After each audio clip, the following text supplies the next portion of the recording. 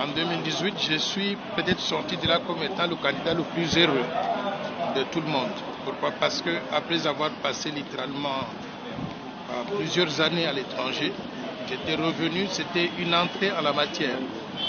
J'ai compris comment le processus fonctionne, il fallait apprendre, il fallait être sur le terrain. Donc personnellement, j'ai appris du processus. Par conséquent, je suis très heureux de ce qu'on avait réalisé à l'époque. Maintenant, les motivations qu'on avait en 2018 restent plus ou moins les mêmes, mais elles ont été renforcées avec notre présence ici pendant les 5 dernières années. Quelles sont mes motivations pour être candidat à la présidence de la République démocratique du Congo aujourd'hui? Je voudrais du fond de mon cœur utiliser mon éducation. Je suis docteur en sciences économiques de l'Université de Paris 9 Dauphine. Utiliser mon expérience professionnelle. J'ai 10 années d'expérience professionnelle solide en tant que banquier commercial et banquier d'investissement à New York et 30 années en tant que directeur résident de la Banque mondiale à Washington. Je me suis occupé du développement des pays. J'ai travaillé sur près de 125 pays différents à travers le monde. J'ai aidé certains pays à sortir de la pauvreté pour devenir des pays émergents.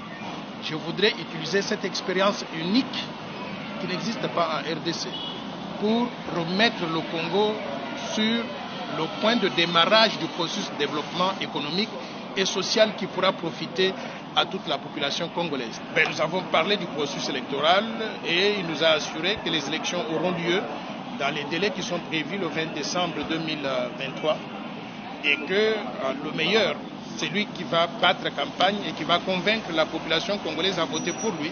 Ce meilleur-là sera proclamé président de la République. Je suis très rassuré de ce discours-là. Pourquoi? Parce que dehors là, on essaie de motiver les gens, de démotiver les gens en disant que les élections n'auront pas lieu. Il m'a rassuré que les élections auront bel et bien lieu.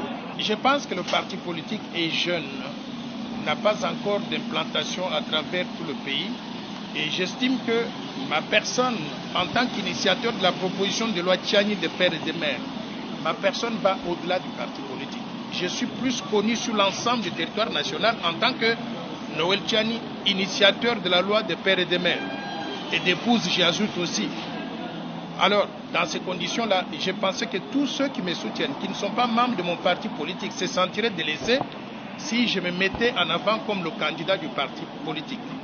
Par conséquent, je me présente à vous comme étant un candidat indépendant qui appelle tous les Congolais, des pères et des mères, des pères ou des mères, les expatriés devenus Congolais par certains miracles ou des apatrides devenus Congolais. Nous sommes tous les mêmes devant la loi et nous devons tous participer à cette élection.